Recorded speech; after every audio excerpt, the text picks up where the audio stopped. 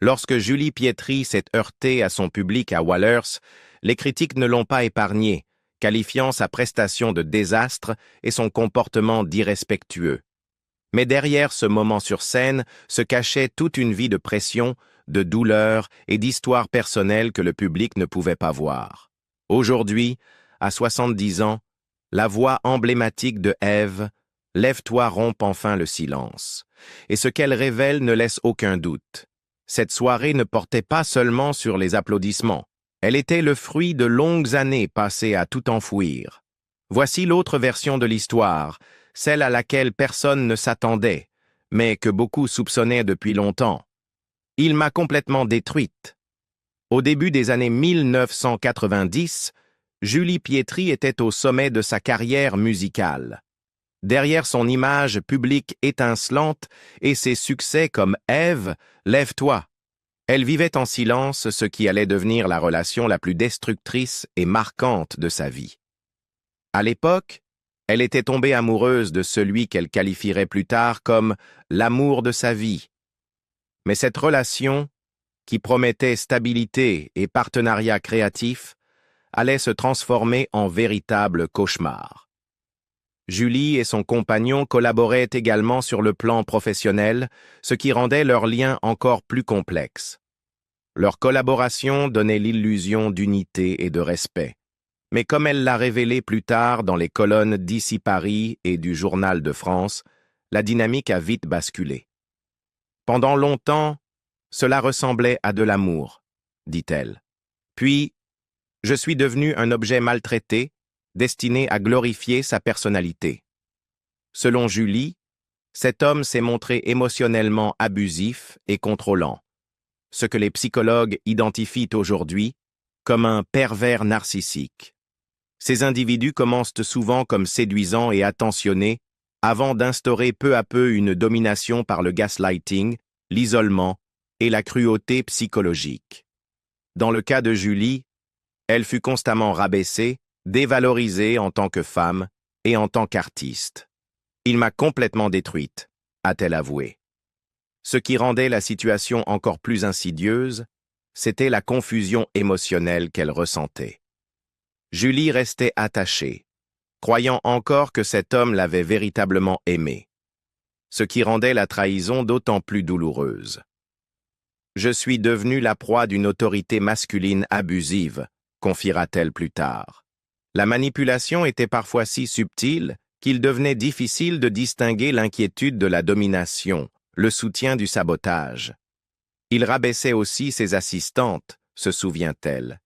Mais c'est moi qui en prenais le plus. Son emprise n'était pas que psychologique. Julie a décrit un schéma de menaces et de coercition qui envahissait son quotidien, son travail, son corps.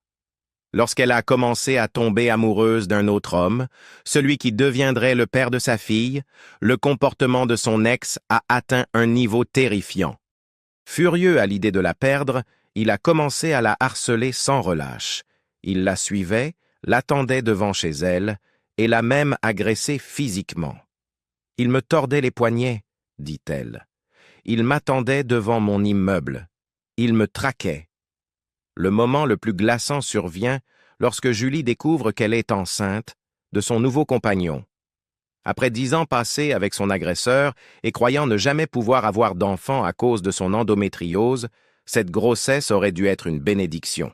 Au lieu de cela, elle devient une arme supplémentaire entre les mains de son ex. Il la menace de révéler sa grossesse à la presse, afin de détruire son image et sa carrière. La pression devient insupportable. À bout, en juillet 1991, Julie tente de mettre fin à ses jours. Accablée par le harcèlement, la manipulation et la peur pour son bébé à naître, elle avale une forte dose de somnifères, espérant faire taire définitivement la souffrance. Heureusement, le père de son enfant la retrouve à temps. Elle est transportée d'urgence à l'hôpital, où les médecins lui font un lavage gastrique et la placent en observation psychiatrique. Elle reste dans le coma pendant 48 heures. Même alors, la cruauté continue. Alors qu'elle est encore hospitalisée, son ex l'appelle directement. Ses paroles sont glaçantes. « Ton gosse va être magnifique avec tous les cachets que tu as pris. » Cet acte de torture psychologique ébranle profondément Julie. Le psychiatre la place aussitôt sous surveillance renforcée. Et ce n'était pas un cas isolé.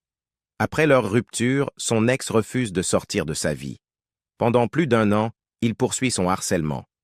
Julie vit sous la menace constante de sa présence. « Il ne lâchait rien », dit-elle. « Il agissait comme si je lui appartenais toujours. » Même lorsqu'elle tente de se reconstruire aux côtés du père de son enfant, le traumatisme persiste.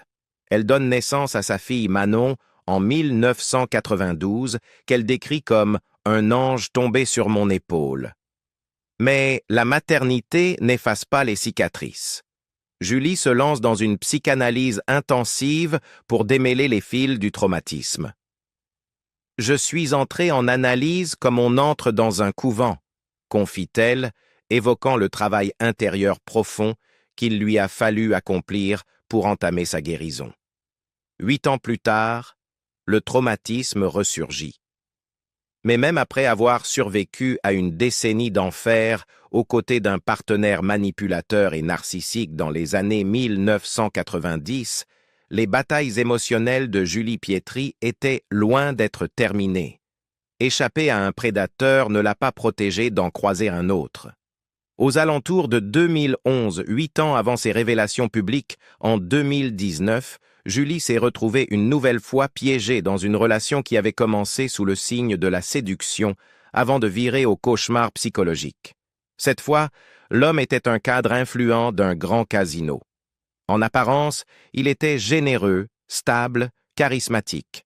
Il passait de la douceur, des cadeaux somptueux, à l'humiliation totale, racontera plus tard Julie. Son comportement suivait le même schéma classique d'idéalisation, de dévalorisation, puis de contrôle qu'elle connaissait trop bien. Mais cette fois, les conséquences furent encore plus dévastatrices, car il ne s'en est pas pris qu'à elle, mais aussi à sa fille, Manon. Julie a décrit comment cet homme s'est d'abord insinué subtilement, puis de manière flagrante, dans la dynamique familiale. « Il a attaqué ma fille psychologiquement », confiera-t-elle. « C'était insupportable. C'était la limite absolue à ne jamais franchir. » Cette seconde relation toxique a replongé Julie dans une dépression profonde.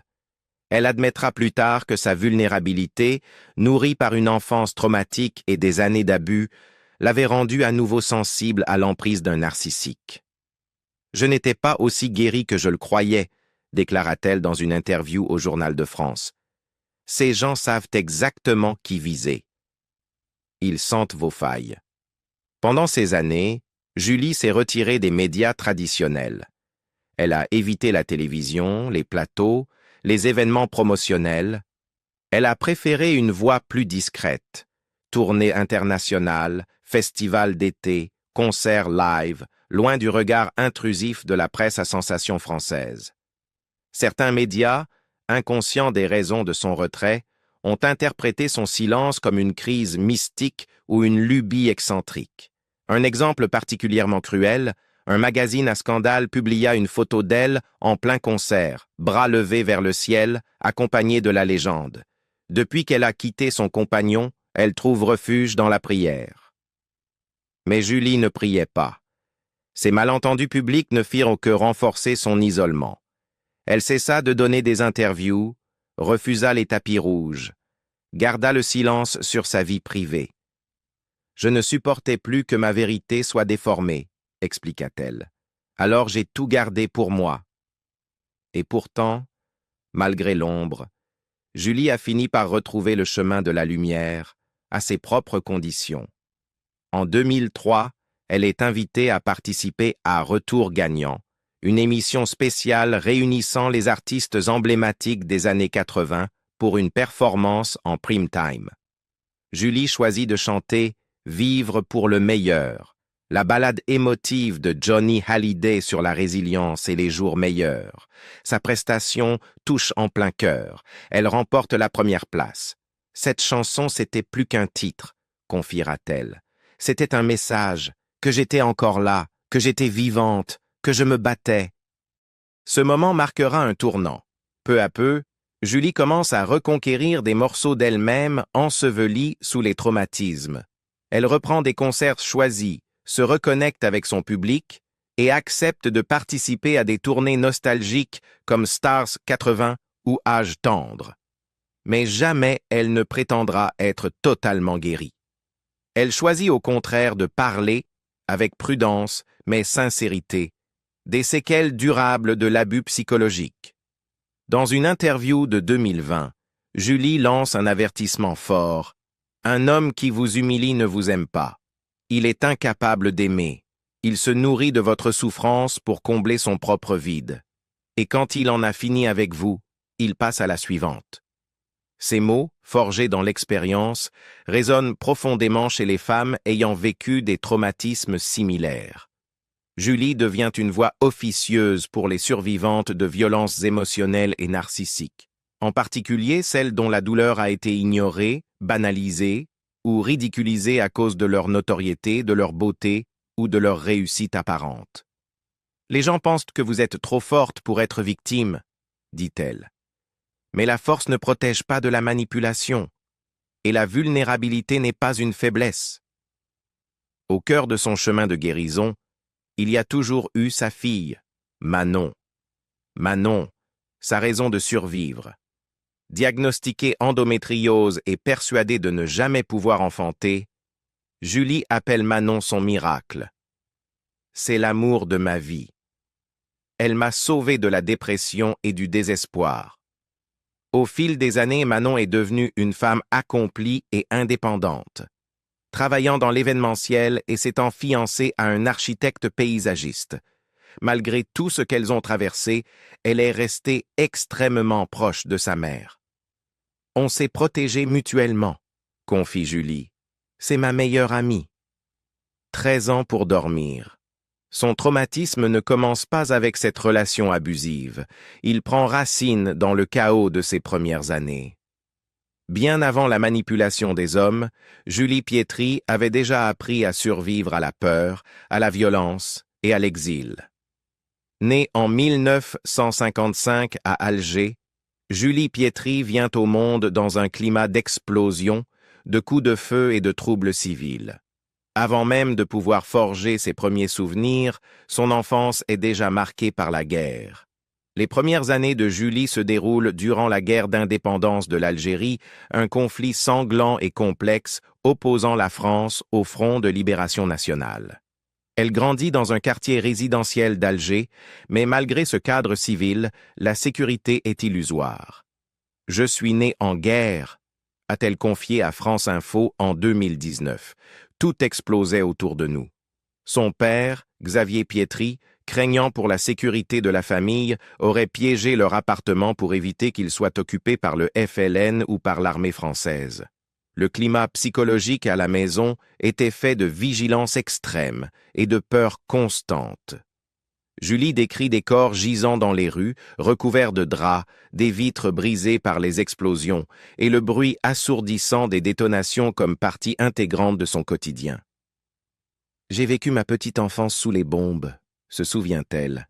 « Je voyais des cadavres cachés sous des couvertures. » En 1962, à l'indépendance de l'Algérie, Julie et sa famille, comme des centaines de milliers d'autres colons français, les fameux « pieds noirs », sont contraints de fuir le pays. Ils laissent derrière eux leur maison, mais aussi leur identité et leur sentiment d'appartenance. Julie n'a que 7 ans lorsqu'ils s'installent en France métropolitaine, à Petit-Quevilly, près de Rouen. Mais la fin d'un traumatisme en inaugure un autre. Julie devient rapidement la cible de brimades et de xénophobie à l'école. Parce qu'elle est pied noir, elle est perçue comme un vestige du colonialisme, et les autres enfants la rejettent aussitôt. « Les filles m'attendaient à 6 heures après l'école pour me tabasser », confie-t-elle dans une interview. « Elles ne voulaient pas de moi. » Encore enfant, traumatisée, déracinée, loin de la terre où elle est née, Julie apprend à se battre physiquement pour survivre. C'est là que j'ai compris ce que voulait dire lutter pour vivre. J'avais 12 ans. L'isolement social est brutal. Elle devient hyper défensive, refermée sur elle-même. Tandis que les autres enfants construisent des amitiés, Julie est en mode survie. Des décennies plus tard, l'exil d'Algérie reste une blessure ouverte. Julie a parlé publiquement du deuil intense vécu par sa famille après la perte de leur terre natale. Il y avait beaucoup de larmes et de dépression chez nous à cause de l'exil, a-t-elle déclaré à France Dimanche. Bien qu'elle ait toujours soutenu l'indépendance de l'Algérie sur le plan politique, la façon dont la transition s'est déroulée, violente, brutale, lui a laissé des cicatrices à vie. « Je n'ai jamais voulu y retourner », avoue-t-elle. « J'ai fait un blocage. » Julie dit comprendre la douleur d'autres rapatriés car elle l'a vécu dans sa chair. Son père, Xavier, en a été profondément affecté. Après leur passage initial à Rouen, il accepte un poste au Maroc en tant que directeur commercial dans l'agronomie. La famille déménage à nouveau, cette fois à Casablanca, où elle passe près de 4 ans avant de s'installer définitivement au PEC, près de Saint-Germain-en-Laye. Julie Pietri avouera plus tard qu'il lui aura fallu 13 ans de psychanalyse pour commencer à dormir sans cauchemar. 13 ans pour digérer les bombes, le sang, les humiliations et le vide émotionnel qui a suivi. Il m'a fallu 13 ans de psychanalyse pour pouvoir enfin dormir, déclare-t-elle dans France Dimanche. Pour apprivoiser les traumatismes de la petite fille que j'étais. Cette thérapie n'était pas un luxe ni une démarche à la mode. C'était une bouée de sauvetage.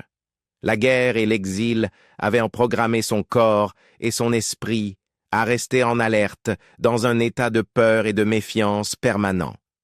Ce qui frappe dans son récit, ce n'est pas seulement la durée de la thérapie, mais son but.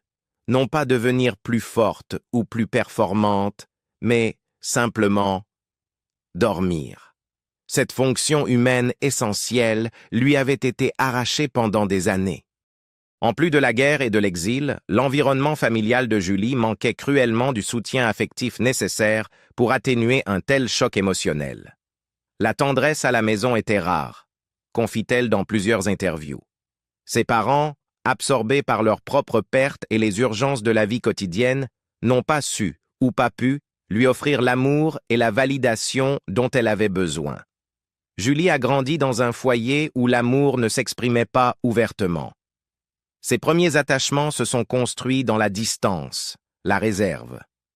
Ce détachement émotionnel, combiné à la violence extérieure de la guerre et du harcèlement scolaire, a engendré un profond sentiment d'insécurité et de solitude qui l'a suivi jusqu'à l'âge adulte.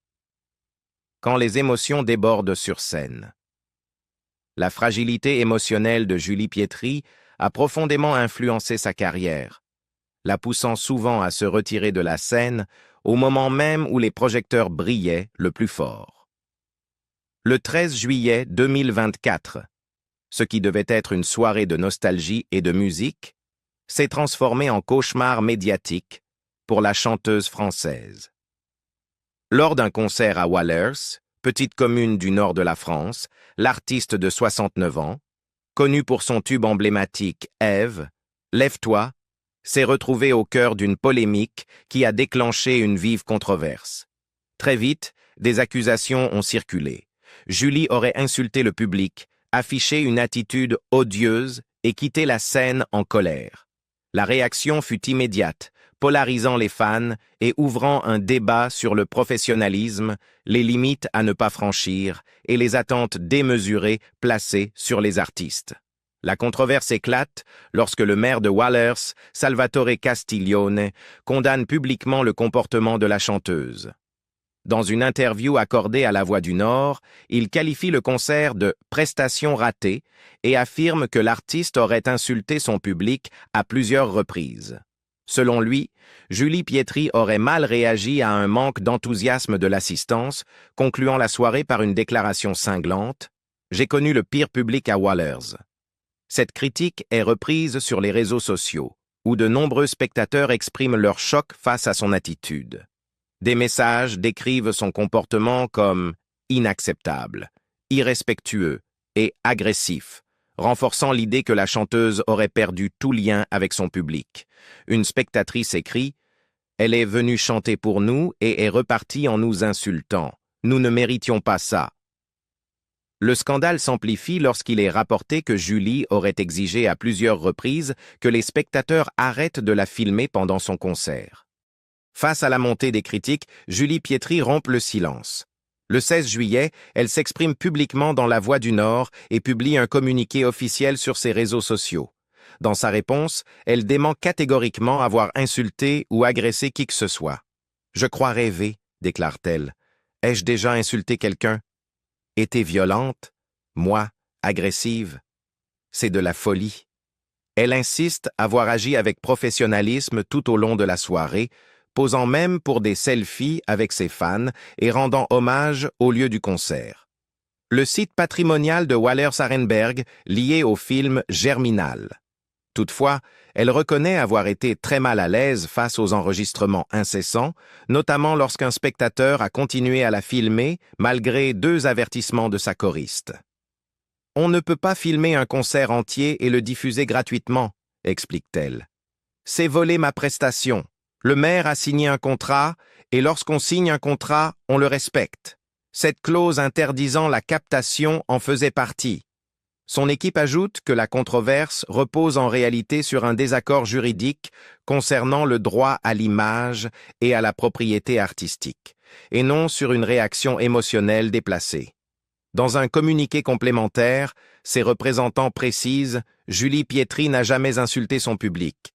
Elle est une artiste aimée avec plus de 40 ans de carrière, connue pour sa proximité avec ses fans. Après chaque concert, elle prend souvent le temps de poser pour des photos et signer des autographes. » Au cœur de la tempête, Julie Pietri livre un éclairage crucial sur son état émotionnel. « Je me remets d'un cancer. Je viens de perdre mon père. Je suis très loin de toute cette folie, » confie-t-elle. Diagnostiquée d'un cancer de l'endomètre début 2023, elle a subi une hystérectomie en mars 2024, après avoir suivi des traitements de chimiothérapie et de radiothérapie. L'impact physique et psychologique de cette épreuve, aggravée par la perte récente de son père, l'a sans doute rendue plus vulnérable que d'ordinaire. Cette révélation provoque une vague de compassion. Plusieurs fans prennent sa défense en ligne, affirmant qu'elle avait livré une belle performance et avait simplement demandé à ne pas être filmée sans autorisation. « Elle nous a offert un magnifique concert », écrit un internaute. « Elle ne nous a jamais insultés. Elle ne voulait simplement pas être filmée du début à la fin. » D'autres dénoncent l'hypocrisie qui consiste à exiger que les artistes subissent des manquements au contrat sans broncher. Les artistes ne sont pas des robots. Ils ont des droits eux aussi, lit-on dans un commentaire. Tout le monde veut du contenu, mais plus personne ne respecte les limites. Certains évoquent un choc des générations entre artistes issus d'une autre époque et un public jeune habitué à tout partager sur les réseaux. D'autres pointent du doigt une mauvaise gestion de l'événement et un manque de communication entre l'artiste, les organisateurs et le public. Malgré tout, la mairie campe sur sa position. Le maire Castiglione ne revient pas sur ses propos, réaffirmant que la commune n'avait jamais vécu cela auparavant. Aucun dépôt de plainte n'est toutefois enregistré, et l'équipe de Julie confirme qu'aucune poursuite judiciaire n'est envisagée. Malgré la tempête médiatique, Julie Pietri poursuit sa tournée. Aucune date n'a été annulée et elle semble déterminée à tourner la page. Néanmoins, l'épisode de Wallers laisse une trace visible sur sa réputation, au moins temporairement, et pourrait modifier sa relation avec ses futurs publics. Alors peut-être que ce n'était pas juste une histoire de concert ou de crise passagère.